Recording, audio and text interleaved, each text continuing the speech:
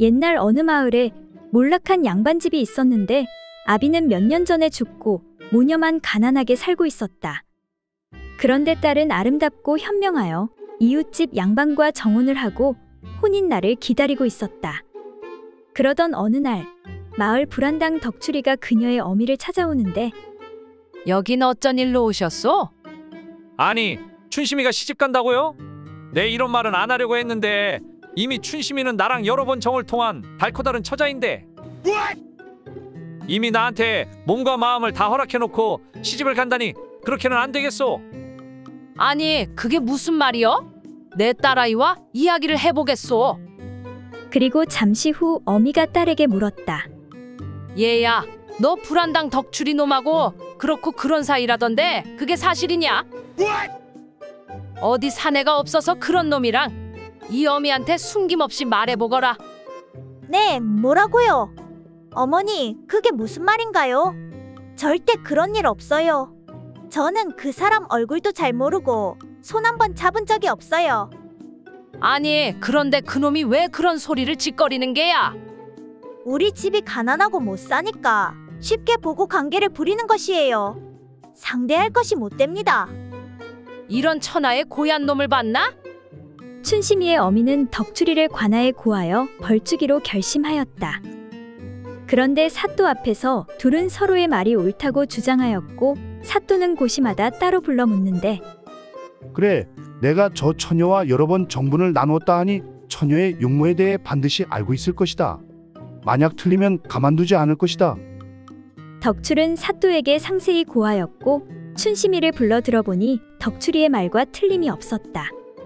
사실 덕출이는 남몰래 사람을 시켜 미리 춘심이에 대해 알아낸 것이었다. 춘심이는 덕출이가 관계를 부려 사또의 판결이 어려워진 것을 알고 꾀를 내어 말하기를 사또, 몇 가지 더 고할 것이 있사옵니다. 그래, 말해보거라. 사실 제 왼쪽 가슴 밑에 큰 반점이 있는데 그 위에 털이 여러 가닥 나 있습니다. 뿐만 아니라 다리에 털이 무성하고 가슴은 짝가슴에 배꼽은 참외 배꼽이고 방댕이에 심한 치질이 있고 등에는 용문신이 있습니다. 만약 그 자가 그걸 알지 못한다면 어찌 저와 정을 통하였다 하겠습니까? 이에 사또는 덕출이를 불러 다시 묻는데 내가 처녀와 상통하였다 하니 남이 볼 수 없는 곳에 어떤 별다른 것이 없더냐? 그런데 사람을 시켜 이미 엿들은 덕출이는 머뭇거리며 예, 사또, 저기 그러니까 그 무엇이냐? 제가 사람을 잘못 본 것 같습니다. 뭐라? 너 지금 뭐라는 것이냐? 예, 그러니까 제가 시력이 안 좋아서 사람을 잘못 본 것 같습니다. 저와 정을 통한 처녀는 춘심이가 아니라 춘자입니다. 이놈, 그 말이 사실이렸다. 춘자라면 맨손으로 소도 때려잡는다는 그 처녀가 아니더냐? 만약 거짓이면 살아남지 못할 것이다. 네, 사또. 그렇게 춘심이는 지혜를 발휘해 이웃집 양반과 혼인하였고 덕출이는 춘자와 혼인하였다고 한다.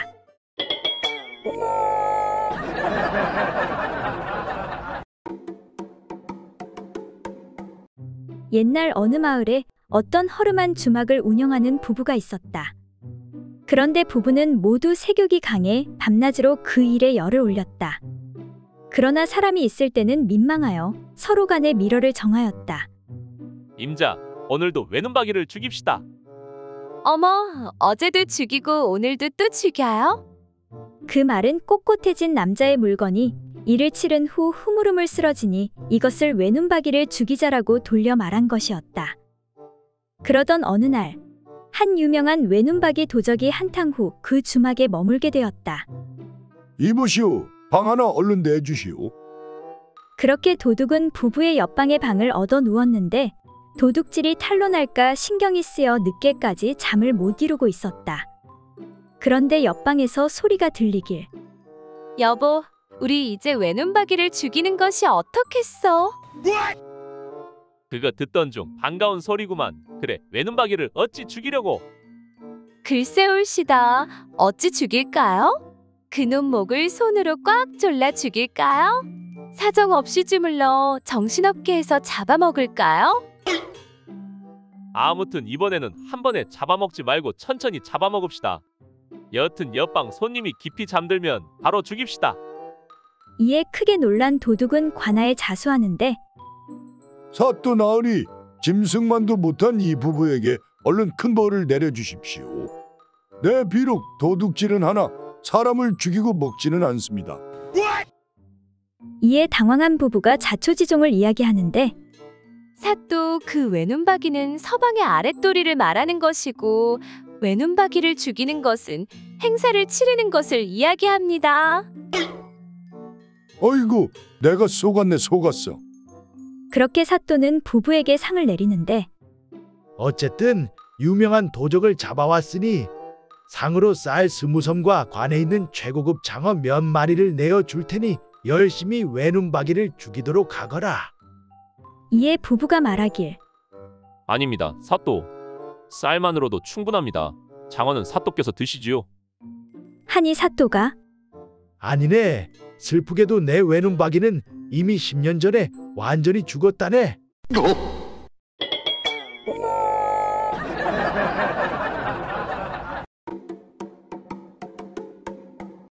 옛날 어느 마을에 최 부인은 대감과 함께 행복하게 살고 있었다. 그러던 어느 날 젊은 첫 명월이가 들어온 후 최 부인은 찬밥 신세가 되고 말았다. 대감은 최 부인은 거들떠보지도 않고 대놓고 명월이만 챙겼다. 대감, 요즘 얼굴 보기가 도통 어렵습니다. 내가 요즘 나란 일로 너무 바쁘다 보니 말이야. 또 나가봐야 되겠소이다. 이때 문 밖을 나서는 대감에게 명월이가 어르신, 요즘 왜 이리 뜸하시옵니까? 섭섭합니다. 네, 일이 바빠서 그랬느니라. 오늘 밤은 꼭 갈 터이니 목욕제게 하고 기다리고 있거라. 네, 아주 오늘 밤 혼쭐을 내줄 것이니 단단히 각오하고 있거라. 아이고 무서워라. 몰라. 이를 본 최 부인은 이를 갈며 복수하기로 결심하였다. 그리고 그날 저녁 몰래 밥에 약을 타 명월이를 잠에 빠지게 하는데 내 마음 같아서는 너희 두 년놈 다 없애고 싶지만 더욱 괘씸한 영감만 이번 기회에 골로 보내고 내 이 집과 재산을 모두 차지하고 너는 영원히 감옥에서 썩게 해주마. 그리고는 혀끝에 살짝만 닿아도 황천길로 가는 약을 꺼내드는데 내 너를 이용해 영감을 보내야겠구나. 나를 원망하지는 마라. 다 너의 업보니라. 최 부인은 그렇게 잠들어 있는 명월이의 가슴에 약을 발랐다. 그리고 다음 날 주인마님 큰일 났습니다. 그래 칠보가 왜 이리 야단이냐? 호들갑 떨지 말고 어서 장례치를 준비나 하거라. 예? 아니 마님이 그것을 어떻게? 알 것 없다. 아무튼 관도 최상급으로 맞춰 준비하고. 아니 왜 그렇게까지 하십니까? 이놈아, 당연히 그래야지. 그래도 집안 최고 어르신이 돌아가셨는데. 무슨 말씀이신지요? 돌쇠가 작은 마님 문 앞에서 의식을 잃고 쓰러져 있던데요. 아니, 뭐라고? 대감님은? 대감마님은 새벽 일찍 궁에 급한 일로 들어가셨습니다. 아니, 그럼 돌쇠가 왜? 그러게 말입니다요. 왜 돌쇠가 작은 마님 문 앞에 쓰러져 있었을까요? 이에 최 부인은 탄식하며 아이고, 돌쇠야. 네가 왜 거기서 나와? 나는 너 없이는 못 산다. 어쨌든 그렇게 최 부인은 명월이의 바람을 잡아내고 대감의 사랑을 다시 되찾았다고 한다.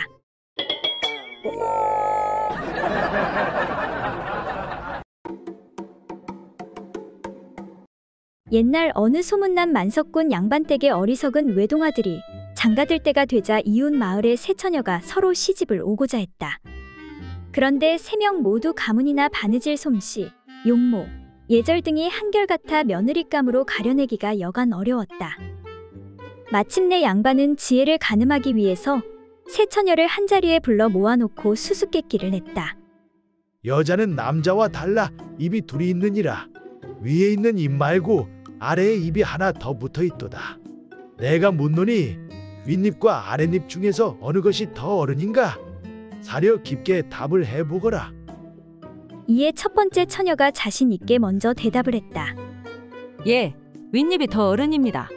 아랫입은 아직 이가 나지 않았는데 윗입은 이가 모두 났기 때문에 더 어른이라 할 수 있겠습니다.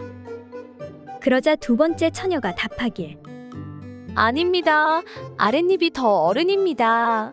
윗입은 지금껏 수염이 나지 않았는데 아랫입은 수염이 아주 무성하게 나 있으니 아랫입이 더 어른이라 할 수 있겠습니다.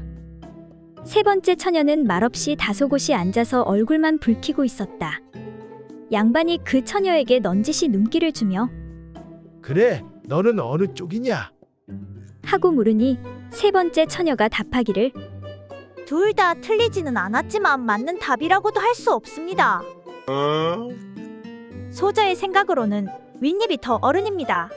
왜냐하면 아랫입은 평생 아기처럼 물려주는 젖만 빨아먹는데 윗입은 스스로 밥도 먹고 과일도 먹고 못 먹는 게 없으니 윗입이 더 어른이라 할 수 있기 때문입니다.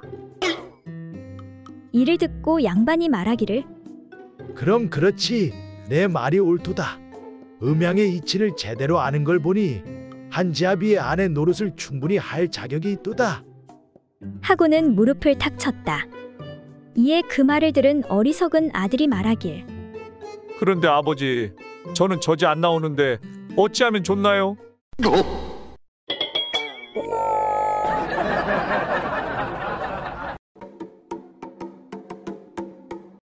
옛날 어느 고을에 이씨 성을 가진 한 내시가 있었는데 이 내시의 아내는 색을 밝혀 남편 몰래 다른 사내와 정을 나누고 있었다. 그런데 그것이 탄로 날까 두려워하여 미리 남편인 내시에게 말하기를. 남들이 말하는데 아기를 가지게 될 때에는 부부간의 사랑이 보통 때보다 갑절이나 더 하다고 합니다.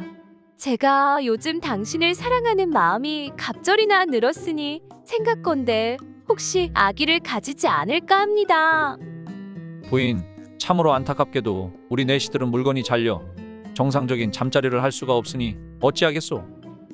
이에 아내가 말하길. 여보, 제가 어찌 그것을 모르겠습니까? 헌데 제 생각으로는 대나무를 잘라 대롱을 만들어 당신의 잘라진 물건의 뿌리에 붙여대고 그 대롱을 제 다리 사이에 넣어 잠자리를 하면 아기씨가 대롱을 통해 제 몸속으로 들어와 반드시 임신을 할 수 있을 것입니다. 내시는 아내의 말이 그럴듯하여 매일 밤 아내의 말대로 실천하였다. 여보, 이렇게 접촉하니 실제로 하는 것과 조금도 다를 바 없이 기분이 너무 좋습니다. 난 별로 기분이 좋지 않지만 아내가 좋아하니 계속해보는 수밖에. 그리고 한 달쯤 지나 아내가 말하길. 여보, 제가 정말로 임신을 하였습니다. 이에 내시 씨는 너무나 좋아서 친구 선비들을 불러 자랑을 했다. 이보게들, 나 같은 내시들이 자식을 못 낳는다고 했는데 그건 사실이 아니라네. 잘만 하면 내시들도 얼마든지 자식을 가질 수가 있다네. 내 아내가 이미 임신을 하였다네. 세상에 그런 일이 어떻게 있을 수 있단 말인가? 친구들은 이 씨가 속은 것이라고 하며 웃었다. 이에 이 씨가 말하길. 그러니까 아내의 말에 의하면 대나무로 이렇게 저렇게 하면 임신을 할 수 있다고 하던데. 그 뒤 아내가 아들을 낳게 되자 이 씨는 기뻐하면서 다시 친구들을 불러 자랑했다. 이 아이는 나의 성을 따라 이 아무개라고 이름을 지어주었다네. 그 말에 친구들이 웃으면서 아니 이 사람아, 그 아이는 대나무통으로 임신하였으니 이 씨가 아니라 죽씨라고 해야지 왜 이 씨라고 하는가? 하면서 놀려대니 이에 이 씨가 노하며 말하길. 아니 그러면 자네 아이의 성씨는 자씨인가?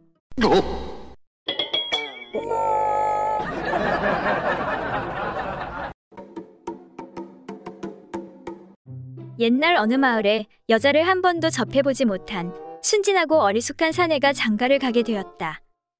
드디어 첫날 밤 신랑은 어찌할 바를 몰라 우물쭈물하고 있었다. 아이고 참 이걸 뭐 어찌해야 한다냐. 그러자 참다 못한 신부가 신랑을 이끌어 자신의 은밀한 그곳에 사내에 그것을 집어넣었다. 바로 그 순간 사내는 화들짝 놀라며 급히 뒤로 몸을 뺐다. 그리고는 옷가지를 챙겨들고 잽싸게 도망쳐 나왔다. 그로부터 며칠이 지난 어느 날이었다. 사내가 조심스럽게 자기 집 근처에 나타나서 이웃집 할머니를 붙잡고 물었다. 할머니, 이 집 색시가 아랫배를 찔려 구멍이 난 모양인데 혹시 아직 살아있나요?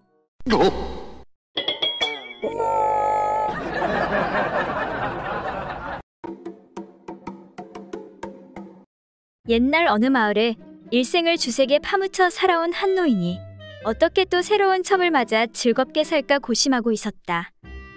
그러던 어느 날 꿈을 꾸게 되었는데 꿈속에서 남학신을 신고 2층을 올라가 커다란 북 위에 구슬을 던져서 튕기는 꿈을 꾸었다. 아니, 이게 도대체 무슨 요상한 꿈이냐? 노인은 그 꿈이 너무도 이상해서 곧 점쟁이를 불러 해몽을 하게 했다. 점쟁이가 잠시 생각하다가 말했다. 남학신을 신고 2층에 오른다는 것은 앞으로 지위가 높아진다는 뜻이며 구슬을 가죽으로 된 북 위에 굴려 튀는 것은 솔개가 높이 나는 것 같이 당신의 이름이 세상에 널리 퍼진다는 뜻입니다. 그 말을 들은 노인은 몹시 기뻐하며 아무 생각 없이 또 첩을 얻었다. 그리고는 밤낮으로 정열을 불태우며 향락에서 헤어나질 못했다. 아이고 좋다 좋아. 인생 뭐 있나? 이렇게 즐기면서 사는 거지. 그러나 노인은 한 달도 못 가서 그만 자리에 누워 일어나지도 못하게 되었다. 용한 의원을 불러 좋다는 약은 다 써보았으나 소용이 없었다. 이젠 약도 소용없다니 어떻게 된 것이냐? 이보시게 의원 양반, 내가 아주 좋은 꿈을 꾸어서 그걸 따랐다가 이렇게 되었으니 어찌하면 좋겠어. 노인은 한탄하며 의원에게 꿈 이야기를 해주었다. 그러자 의원이 고개를 좌우로 흔들면서 한숨을 쉬며 말했다. 그 해몽은 잘못된 것입니다. 노인의 연세로 남학신을 신고 가파른 계단을 올랐다는 것은 자칫 잘못하다간 떨어진다는 것이 아니겠습니까? 이 말을 들은 노인은 간담이 서늘해졌다. 노인은 다시 손을 내밀며 의원을 붙잡고 물었다. 의원 양반, 그럼 구슬을 북 위에 던져 튀는 것은 무슨 뜻이요? 이에 의원은 딱하다는 듯이 노인을 바라보며 말했다. 생각해 보십시오. 가죽 2장으로 만든 북 위에다 구슬을 던졌다 함은 두 사람의 살가죽 사이에 알이 끼어서 터져 죽게 된다는 소리가 아닙니까? 그 후 노인은 얼마 지나지 않아 세상을 떠나고 말았다.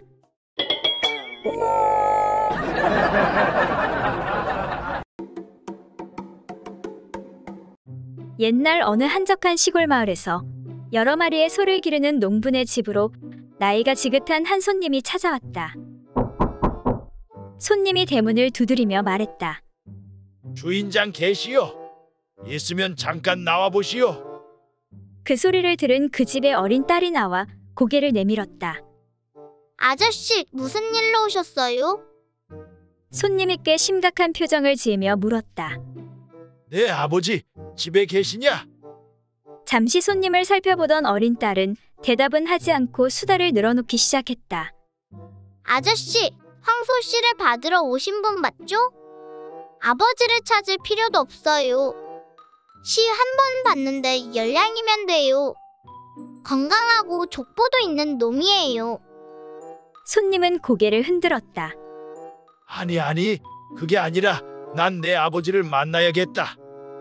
비싸서 그러시는 거예요. 그럼 5냥짜리도 있기는 해요. 그치만 그놈은 족보도 없고 몸도 약하고 골골해서 말이죠. 그러자 그 말을 들은 손님이 벌컥 화를 내며 말하는 것이었다. 야, 이 녀석아. 그게 아니라 내 오랍이 되는 놈이 내 딸을 임신시켰단 말이야. 그러니까 내 애비 집에 있냐 없냐? 애비 있으면 당장 나오라 그래. 그 말을 들은 딸아이가 말했다. 아하, 그러시군요. 전 그런 것도 모르고. 그렇다면 아버지를 만나보셔야겠네요.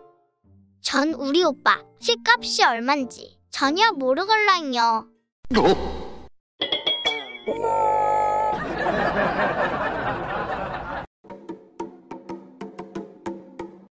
어느 마을에 노총각과 노처녀가 있었다. 마을 사람들은 그 노총각이 거시기가 너무 커서 장가를 못 간다고 수근거렸다.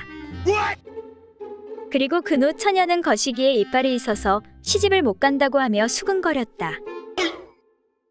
그런데 이것은 근거 없는 말로 남의 소리하기 좋아하는 싱거운 사람들이 퍼뜨린 헛소문일 뿐이었다. 이렇게 헛소문이 나돌자 아무도 그 노총각과 그 노처녀와는 결혼을 하려고 하지 않았다.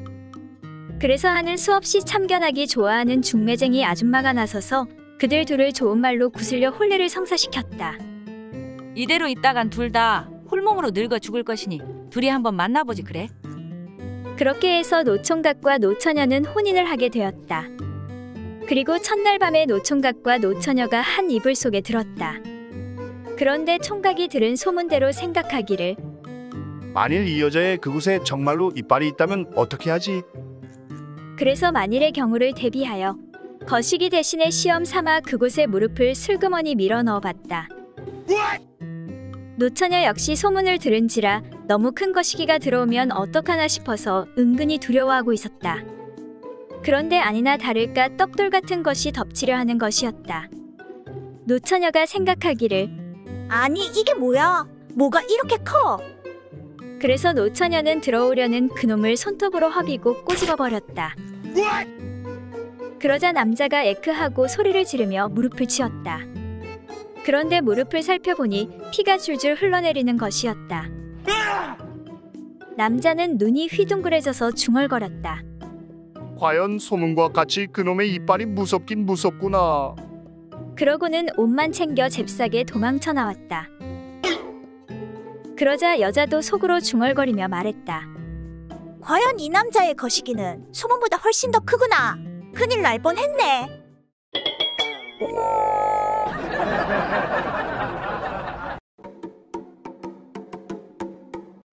옛날 어느 마을에 노총각과 노처녀가 결혼을 하게 되었다. 그런데 신랑이 첫날 밤에 아무래도 신부가 의심스러웠다. 분명 누군가 지나간 자취가 있을 것이야. 이렇게 생각한 신랑은 신부로 하여금 실토를 하게끔 만들겠다고 마음먹었다. 그리하여 신랑은 손으로 신부의 그곳을 어루만지며, 아래 구멍이 심히 좁으니 칼로 찢고 나서 내 물건을 넣어야겠네. 하고선 가지고 있던 칼을 꺼내어 신부의 아래를 찢는 신용을 하자. 이에 크게 놀란 신부가 떨면서 말하길, 아니 건너 마을 김자수 댁 막내 아들은 찢지 않고서도 능히 구멍에 잘 넣고 결코 작다는 말은 하지 않더이다. 하고는 얼떨결에 과거를 실토하였다. 그리곤 오히려 화를 내며, 천천히 살살 밀어 넣으면 잘 들어가게 되어 있는데 어찌 그 나이 먹도록 그런 것도 모른단 말이여. 하고는 도리어 신랑을 나무라는 것이었다. 이에 당황한 신랑이 얼떨결에 말하길, 네, 그러니까 뒷집 김과부랑 할 때는 쑥쑥 잘 들어가던 것이 조금 이상해서 말이지.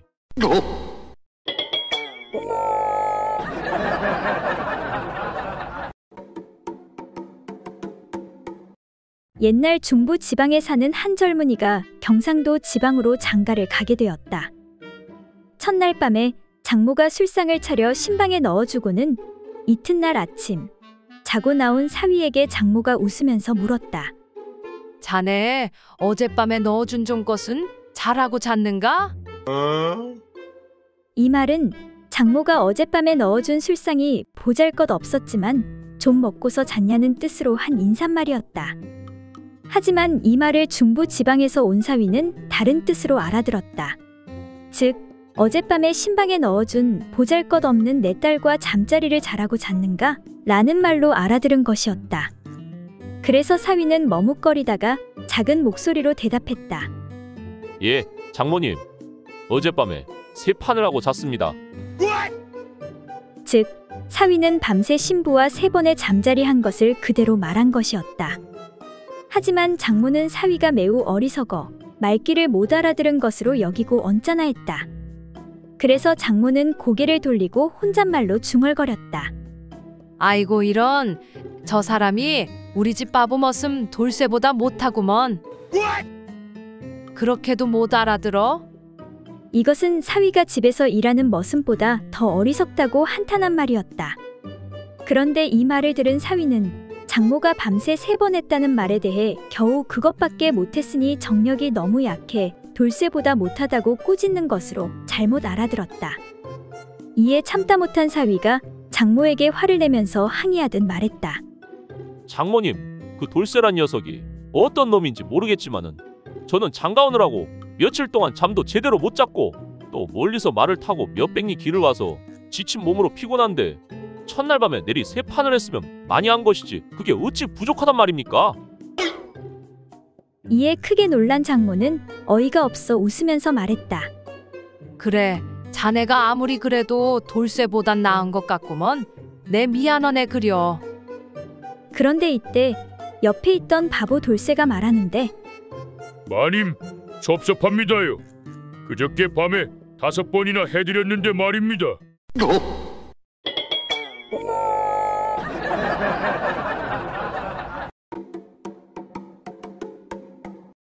옛날 어느 마을에 한 남자가 사나운 마누라를 몹시 두려워했다.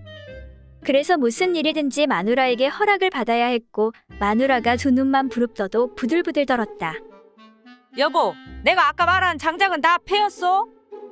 아니, 너무 많아서 아직 다 못했소. 아니, 그게 얼마나 된다고 아직도 못했다는 거요? 당신이 할 줄 아는 게 도대체 뭐요?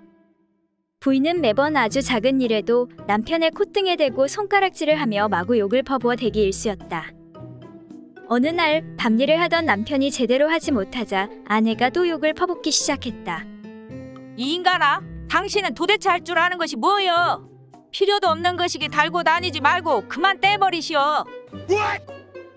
이에 참다 못한 남편이 드디어 폭발하고 말았다.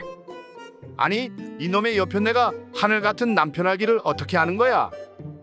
하고는 밖으로 나가 본때를 보일 생각으로 나무 몽둥이를 들고 달려들었다. 그래, 오늘 너 죽고 나 죽자. 이 나쁜 여편네야. 그러자 마누라가 즐겁을 하며 달아나기 시작했다. 남편은 뒤쫓아가면서 소리를 마구 질러댔다. 이놈의 여편네야, 어디 한번 잡히기만 해봐라. 아주 다리 몽둥이를 그냥... 이때 느닷없이 도망가던 마누라가 획 돌아서더니 옆구리에 손을 얹고 눈을 부릅뜨며 말했다. 그래, 당신 어쩔 셈이야? 설마 그 몽둥이로 나를 때리기라도 하겠다는 것이요?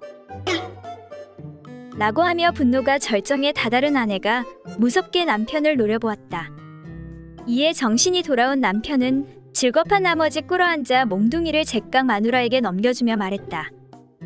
여보, 내가 잘못했소. 내가 정신이 약간 나간 것 같소. 그러니 그 몽둥이로 날 때려주시오.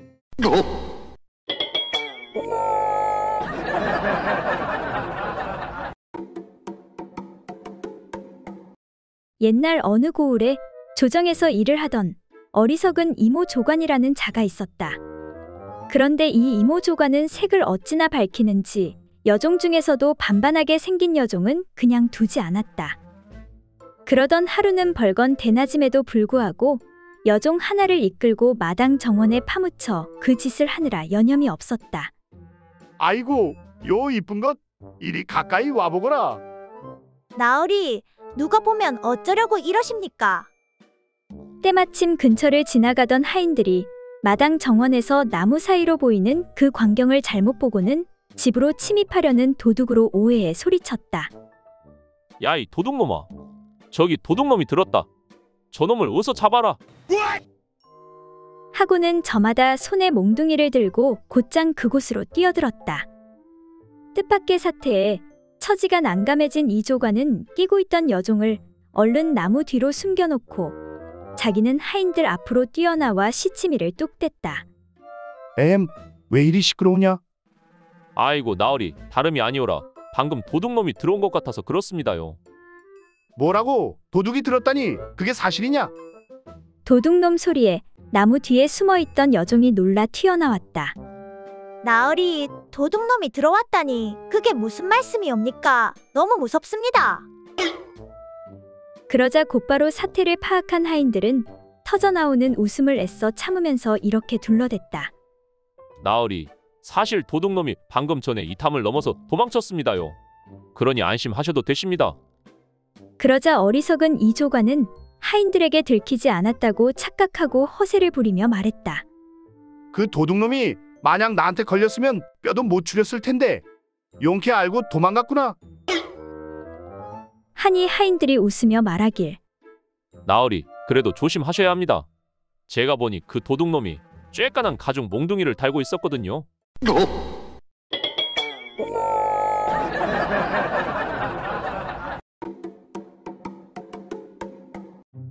옛날 어느 고을에 어떤 대감집 하인들인 바보 노총각 칠복이와 어리석은 달자가 결혼을 하게 되었다. 두 사람은 혼례를 마치고 드디어 첫날 밤이 되었다. 달자야, 내 오늘을 손꼽아 기다렸다. 왜 손꼽아 기다렸는데? 다 알면서 뭘 묻고 그래? 사내들은 다 이날만 기다린다니까. 나는 도통 모르겠는데. 오늘부터 우리는 부부니까 이제 매일 너와 뜨거운 밤을 보내야 되겠구나. 그래, 좋아. 나도 들어서 다 알아. 앞으로 우리 행복하게 살자. 그렇게 둘은 친구들이 가르쳐준 대로 첫날 밤을 치르게 되었다. 서방아, 너 진짜 대단하구나. 뭘 그냥 친구들이 가르쳐준 대로 한 거야. 그 말을 하다 칠복이는 동네 친구들이 농담으로 한 말이 생각났다. 그런데 말이야, 너 진짜 처녀가 맞아? 뭐라고? 왜 그런 걸 묻고 그래? 당연하지. 아, 미안해. 잘은 모르겠지만 돌쇠가 했던 말이랑 너무 다른 것 같아서. 진짜 맞다니까. 왜 그래? 증인도 있다니까. 그래? 누가 그러던데? 3일 전에 대감마님이 방에 데려가더니 옷을 벗으라고 했어. 그래서 대감마님 방에서 옷 벗고 뭐 했는데? 방금 우리가 한 거 그런 거 했어. 하고 나더니 대감마님이 너 진짜 수처녀구나 그랬어. 이에 칠복이는 눈을 껌뻑껌뻑하면서 잠시 생각하더니 그래? 그럼 수처녀가 맞네. 대감마님이 맞다면 맞는 거야. 대감마님은 모르는 게 없잖아. 그러자 달자가 칠복이에게 묻는데. 그런데 서방아, 너는 수총각 맞아? 그럼 나도 진짜 총각 맞아? 그래, 누가 그러던데? 안방마님이 한 10년 전에 총각 맞다고 했어.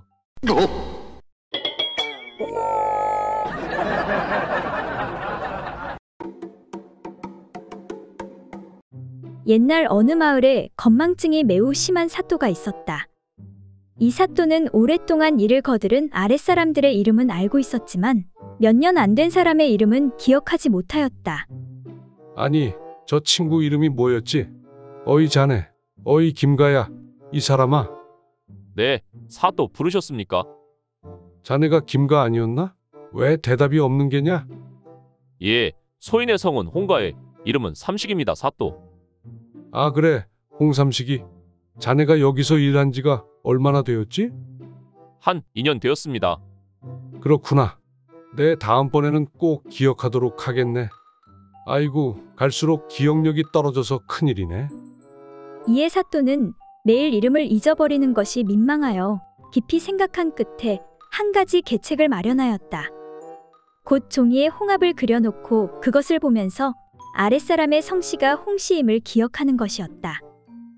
그리고 며칠 후 사또는 친구들을 불러 식사를 하던 중 급히 할 일이 있어 아랫사람을 찾는데. 이보거라, 거기 밖에 누구 없느냐? 이리 좀 와보거라.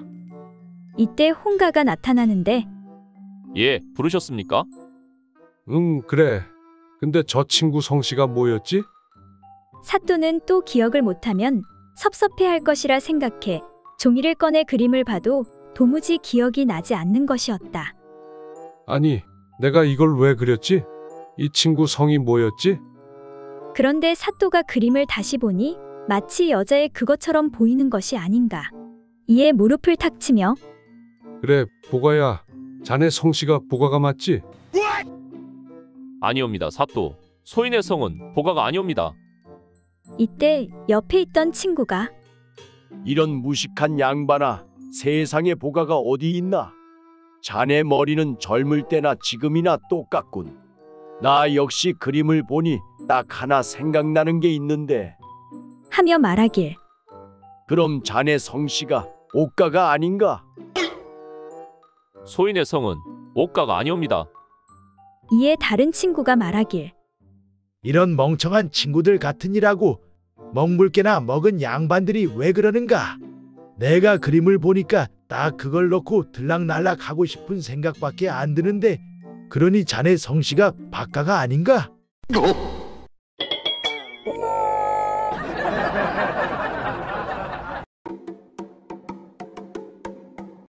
옛날 어느 마을에 어떤 부잣집 노인이 딸 셋을 두었는데 집안 형편이 넉넉할 때 장녀를 시집 보냈으며 그때 신랑의 나이는 22세의 대감댁 자제였다. 그 후 가세가 급격히 기울어져 딸이 혼이 날 길이 없게 되었다가 둘째 딸이 어렵사리 나이 많은 노총각 하나를 구해 신랑을 맞이하게 되니 그 신랑의 나이는 40세 되는 선비였다. 그리고 시간이 더 흐르고 나서 집안 형편이 더욱 어려워져 모든 재산을 날리고 그 많던 종들도 다 떠나고 겨우 하나만 남게 되었다. 그리하여 셋째 딸은 겨우겨우 호라비 하나를 신랑으로 맞이하게 되었는데 그 신랑의 나이는 50세가 넘은 양반이었다.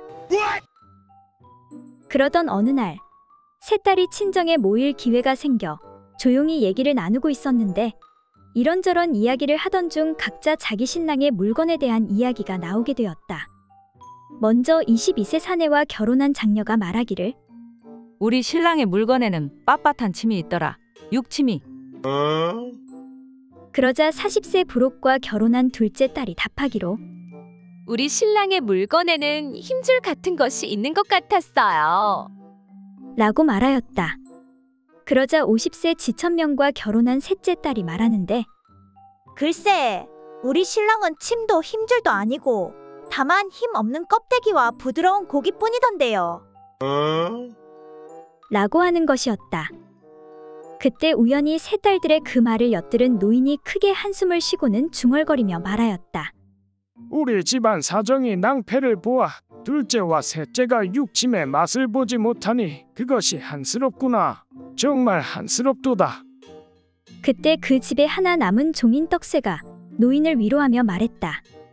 주인어른, 너무 자책하지 마십시오. 이미 세 아씨 모두 빳빳한 육침을 질리도록 맛보았습니다요.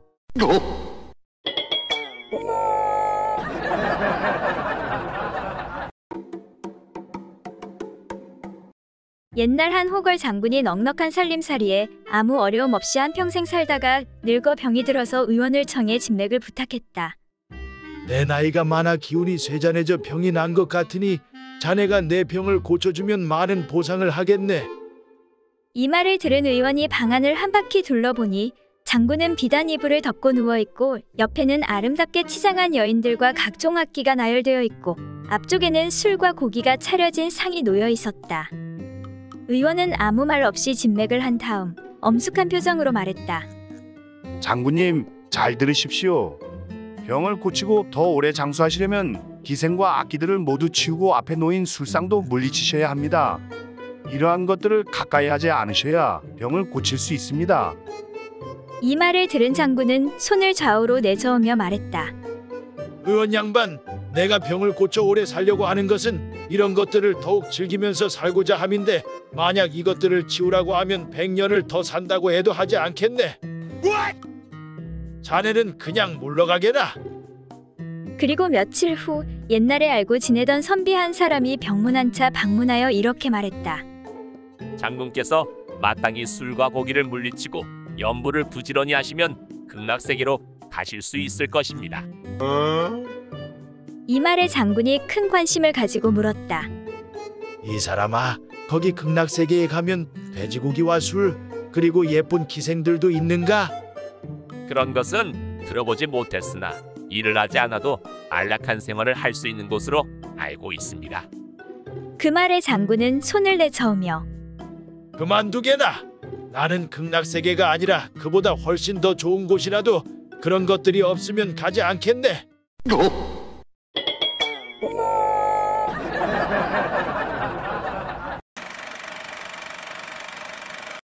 하늘나라의 여러 선녀 중에서 유독 바람기가 심하고 속세에 관심이 많은 선녀가 있었다. 아, 하늘나라는 너무 따분해. 재미있는 것도 하나 없고 여기 있는 도령들은 순진해서 하늘구실도 제대로 못하고 심심해 죽겠네. 그러다 어쩌다 어느 선배 선녀가 지상에서 나무꾼을 만나 열정적인 사랑을 나누고 아들딸 낳고 잘 살았다는 이야기를 알게 되었다. 옳거니? 바로 이거야.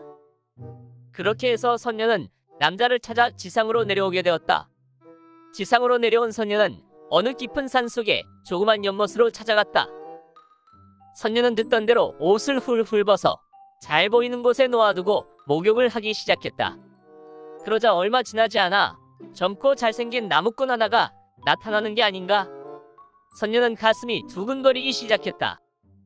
옳지. 드디어 나의 수건을 원없이 풀게 되는구나. 저 잘생긴 나무꾼이 틀림없이 내 옷을 훔쳐가겠지? 하지만 이상하게도 나무꾼은 도끼로 나무를 패다가 선녀가 있는 쪽을 슬쩍 한번 바라보더니 다시 도끼로 나무만 패는 것이었다. 뭐야? 아직 날 못 본 거야?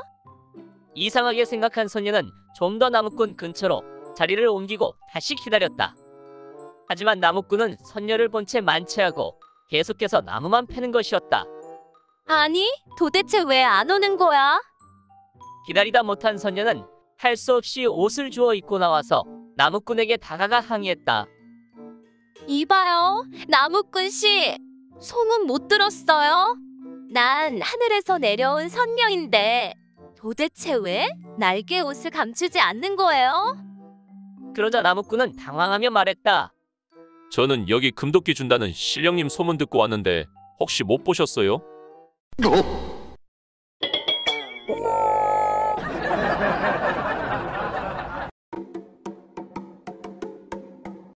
어느 마을에 색을 밝히는 처녀가 있었다. 어느 날 처녀는 결혼을 하기로 결심하였다. 그런데 어떻게 하면 큰 소중이를 가진 신랑을 만날 수 있을까 고민하다가 점쟁이를 찾아가 물어보았다. 목소리가 가느다란 남자를 만나면 틀림없이 큰 소중이를 가지고 있을 것이야. 여자는 어찌저찌하여 인물도 준수하고 괜찮은 남자 중에 특히 목소리가 가는 남자와 결혼하게 되었다. 그런데 밤에 그것을 할 때마다 남편의 가느다란 목소리는 정말로 못 들어줄 지경이었다. 아이고 좋아! 아이고 좋아라! 황홀해 죽겠네! 아내는 남편의 목소리를 들을 때마다 흥이 다 빠져버려 더 이상 진도를 나가기가 어려웠다. 이제 그만합시다. 도저히 못 들어주겠네. 고민 끝에 보이는 남편과 상의를 하고 용하다는 의원을 찾아갔다. 그러니까 그거 할 때 목소리가 너무 듣기 싫다는 말이군요. 그렇다면 방법은 하나밖에 없는데 소중이를 조금 잘라내야 합니다. 부인이 고민하고 있는데 남편이 말했다. 당신의 정, 내 목소리가 듣기 싫다면 까짓것 당신을 위해 조금 잘라내도 상관없어. 그렇게 의원은 남편의 소중이를 조금 잘라버렸다. 그리고 나서 부부는 다시 밤일을 하게 되었다. 아이고 좋아, 아이고 좋아. 부인은 남편의 목소리가 굵직해져 듣기 좋긴 한데 소중이가 작아져 전처럼 흥이 나지 않았다. 아무래도 안 되겠어요. 전보다 더 못해진 것 같아요. 그래서 하는 수 없이 남편의 목소리가 가늘어도 좋으니 의원을 찾아가 다시 원래대로 소중이를 붙이기로 하였다. 그렇게 다음 날 의원을 찾아가 물었다. 의원 날이 전처럼 흥이 나지 않아서 그러는데 아무래도 저번에 자른 것을 다시 붙여야겠습니다. 다시 원래대로 소중이를 붙여주십시오. 그 말을 들은 의원이 당황하며 말했다. 안 됩니다. 그것만은 절대 안 돼요. 다시 못 붙여요.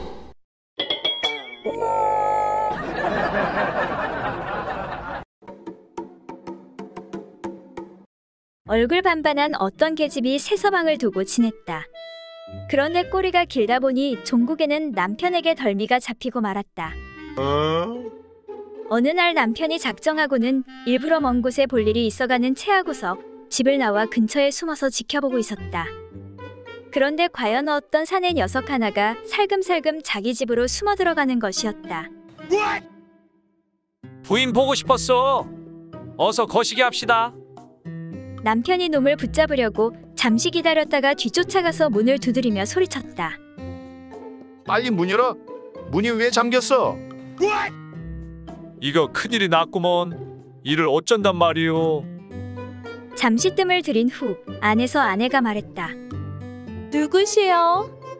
나다. 내 서방. 빨리 문 안 열어? 에구, 문짝 다 부서지겠네. 혼자 있기 겁이 나서 문을 걸어 놓았더니만. 헛소리 말고 어서 문 열어. 말은 그렇게 했지만 무엇보다도 새 서방 피신시키는 일이 다급했는데 문득 윗목에 접어놓은 쌀자루가 눈에 띄었다. 저기 쌀자루 안에 들어가 숨으시오. 그렇게 급한 대로 새 서방더러 쌀자루 속에 들어가 있으라고 했다. 방으로 들이닥친 남편은 곧 방 안 구석구석을 살펴보는데 윗목에 전에 못 보던 쌀자루가 눈에 띄었다. 남편이 발로 쌀자루를 툭툭 차면서 말했다. 이건 뭐야? 못 보던 건데. 이 안에 뭐가 들어있는 거야? 그러자 안에 들어있던 놈이 어찌나 겁을 집어먹었던지 화통 삶아먹은 소리로 이렇게 소리치는 것이었다. 난 쌀이요, 쌀.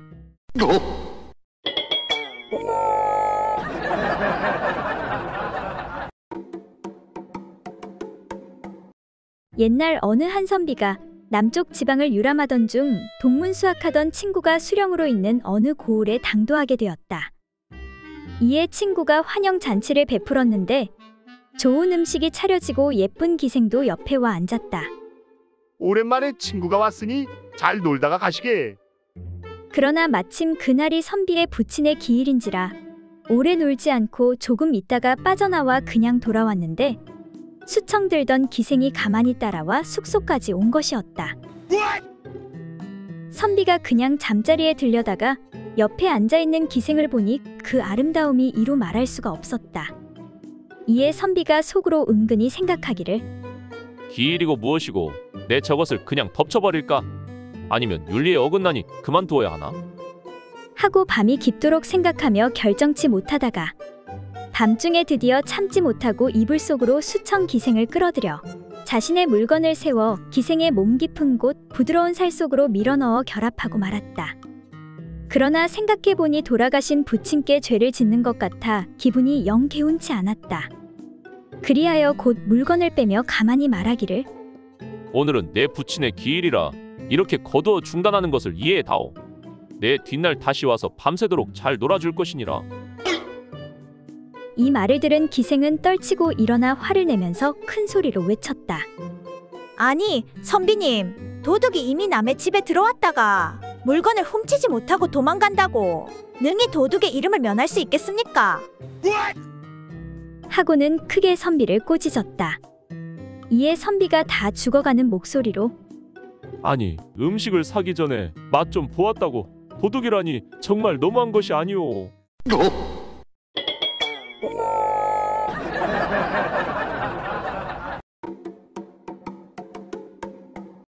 옛날 어느 마을에 흥부라는 사내가 늦은 나이에 어렵게 아들 하나를 얻게 되었다.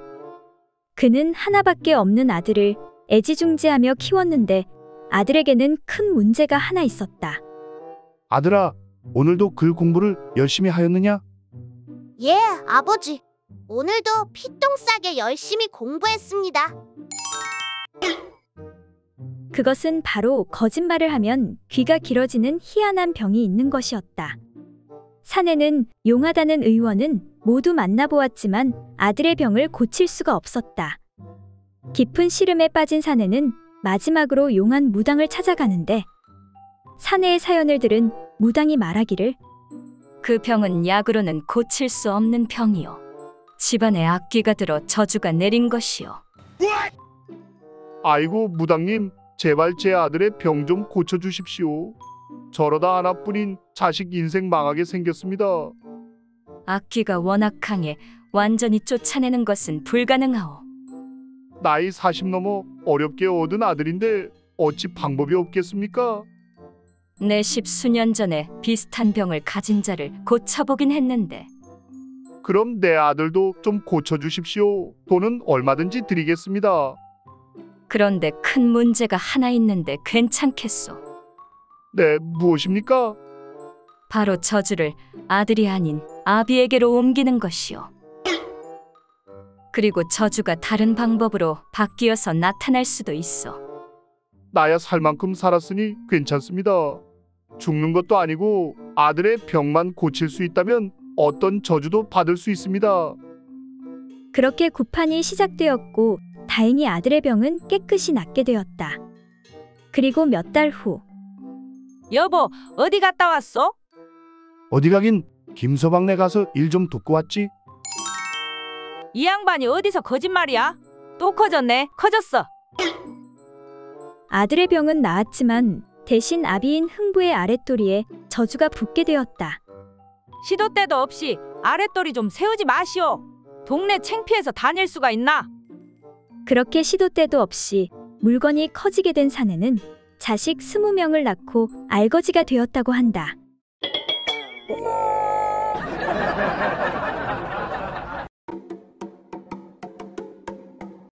옛날 어느 마을에 80이 다 된 노인이 갓 20을 넘긴 처녀와 결혼을 하게 되었다. 그런데 막상 결혼은 했지만 소중이가 잘 작동이 되지 않아 걱정이었다. 아니, 이놈의 소중이가 왜 말을 안 듣는 것이냐? 그래서 며칠 후 노인은 한약방을 찾아갔다. 저기, 의원 양반, 이거 얘기하기가 좀 쑥스러운데 내가 젊은 처녀와 결혼을 했는데 아무래도 잠자리가 잘 되지 않아 걱정인데 뭐 좋은 방법이 없겠어? 그 말을 들은 의원이 말했다. 정말 축하드립니다, 어르신. 나이가 많으시니 아무래도 밭일을 하시자면 무리가 따르겠지요. 하지만 걱정 마십시오. 제가 기가 막힌 환약을 지어드리겠습니다. 밭일이 생각나실 때마다 충분한 물과 함께 3알씩 드시도록 하십시오. 그 말을 들은 노인은 기쁨을 감추지 못하는 표정으로 약을 사서 돌아갔다.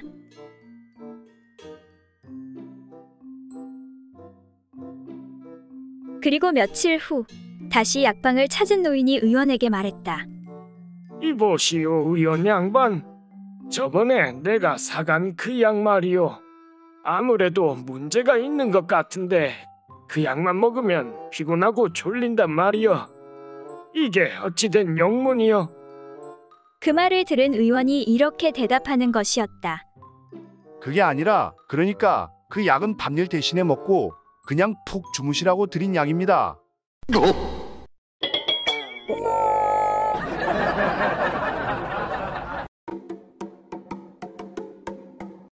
옛날 어느 마을에 행실이 좋지 못해 어디를 가든 다리를 벌리고 앉는 과부가 있었다.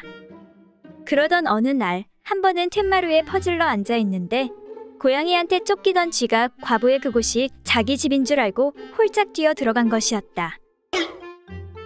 그러자 과부가 당황해서 어쩔 줄을 몰랐다. 아이고 세상에, 쥐가 그곳으로 들어가 버렸으니 이 일을 어쩌면 좋지?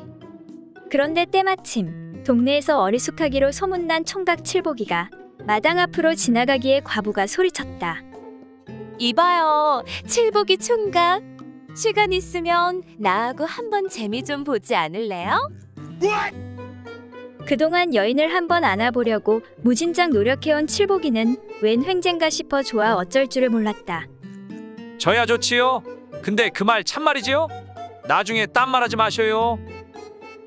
결국 칠복이 총각이 과부와 살을 섞게 되었는데 속에 들어가 자리를 잡은 쥐가 보고 있자니 자기 같은 놈이 또 들어오는지라 나가서 덥석 칠복이의 거시기를 물고 놓지 않았다.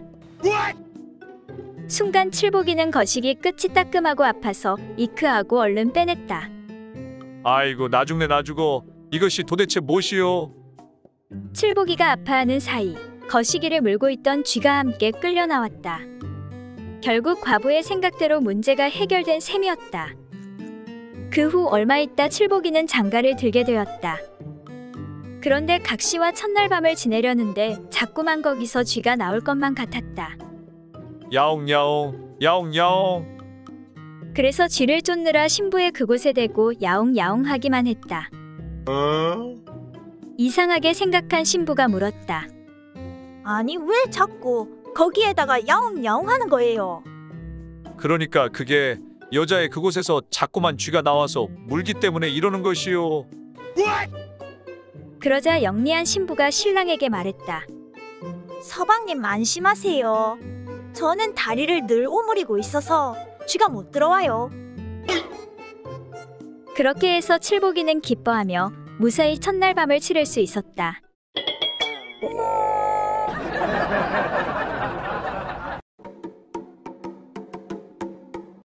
한 나이 어린 여종이 어려서부터 대감댁에 들어와 일을 하였다.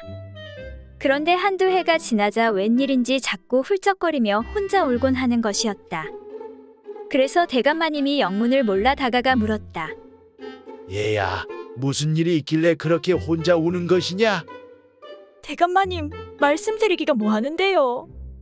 어디 몸이라도 불편한 것이냐? 어려워 말고 말해봐. 괜찮다, 괜찮아. 그 말을 들은 여종이 머뭇거리며 말했다. 그런 게 아니라 저에게 지금 수염이 생겨서요. 아니, 수염이 생기다니. 수염이 안 보이는데 도대체 어디에 수염이 생겼다는 것이냐? 여기 밑이에요. 남들은 코 밑에 수염이 나는데 저는 왜 별난데 수염이 나는 걸까요? 여종은 그렇게 말하며 다시 훌쩍거리기 시작했다. 그 말을 들은 대감마님이 별것 아니라며 말했다. 아, 그러니까 그건 별로 걱정할 것 없다.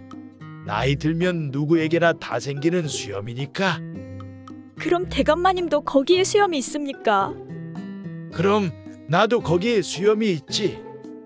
그 말을 들은 여종은 울음을 그치고 대감마님께 여쭈었다. 그럼 대감마님, 어디 한번 수염을 볼 수 있을까요?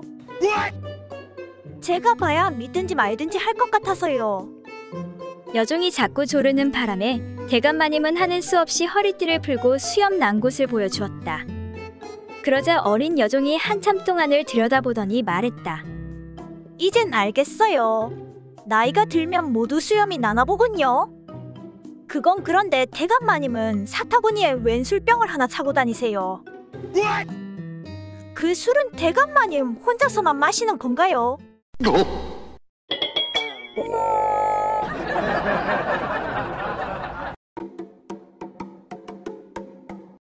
어느 시골 마을에 아들 형제를 둔 부부가 단란하게 살고 있었다. 부부는 열심히 일하여 어느 정도 먹고 살만하였고 비록 단칸방이지만 남양에 아늑한 초가집도 하나 있었다. 그런데 크게 부족할 게 없어 보이는 이 부부에게도 걱정거리가 있었다. 그것은 바로 9살과 7살 먹은 아들들 때문에 부부간의 밥일을 제대로 할 수가 없었던 것이었다. 어느 겨울 저녁밥을 먹고 어느덧 해가 뉘엿뉘엿 기우는 무렵이었다. 부부는 간만에 눈이 마주쳐 서로 위기가 투합해 재미를 보려고 하였다. 그런데 아무래도 아이들이 골칫거리였다. 저 녀석들 때문에 아무래도 오늘도 안 되겠구나. 하지만 궁하면 통한다고 궁리 끝에 묘안이 떠올랐다. 옳카니? 남편이 아이들을 불러놓고 말했다. 얘들아, 방이 몹시 춥구나. 나가서 모아놓은 장작을 좀 가져다가 방에 불 좀 지피지 않겠니? 예, 아버지. 남편의 말에 아무것도 모르는 두 형제는 신나게 뛰어나가 아궁이에 장작불을 지피기 시작했다. 부부는 이때다 하고 그 사이에 모처럼 신나게 볼일을 보기 시작했다. 여보, 이게 얼마만이요? 밖에서 한참 불을 지피던 형이 동생에게 말했다. 야, 가서 방이 뜨거워졌는지 알아보고 와. 동생은 형이 시키는 대로 쪼르르 달려가 방문을 열어보려는데 방에서 묘한 소리가 들리는 것이었다. 그래서 문틈으로 잠시 방 안의 광경을 들여다보았다. 깜짝 놀란 동생은 곧바로 형에게 달려가 말했다. 형, 불 그만 떼! 너무 뜨거운가 봐. 아빠가 엄마 위에 올라가 있고 엄마는 땀을 뻘뻘 흘리면서 고통에 몸부림치고 있어.